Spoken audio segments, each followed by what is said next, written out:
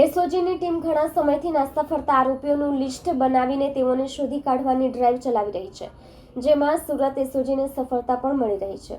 એસઓજીની team ઘણા સમયથી નાસ્તા ફરતા આરોપીઓનું લિસ્ટ બનાવી તેઓને શોધી કાઢવાની ડ્રાઈવ ચલાવી રહી છે, જેમાં સુરત એસઓજીને સફળતા પણ મળી રહી છે। પીઆઈ એપી ચૌધરીના માર્ગદર્શન હેઠળ કામ કરી રહેલી તેમની ટીમને ઇનપુટ મળતા તમિલનાડુના તિરુવલ્લુર ખાતેથી રાજેન્દ્ર ઉર્ફે રાજુની ધરપકડ કરી હતી।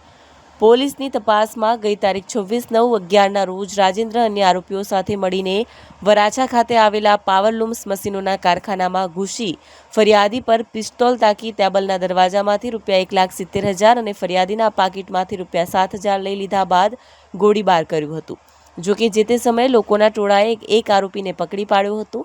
જોકે રાજેન્દ્ર ત્યાંથી ફરાર થઈ ગયા બાદ પોલીસના હાથમાં આવ્યો જ ન હતો। રાજેન્દ્રનું પગેરું શોધી શકી ન હતી। દરમિયાન એસઓજીએ રાજેન્દ્રને તમિલનાડુથી ઝડપી પાડ્યો હતો।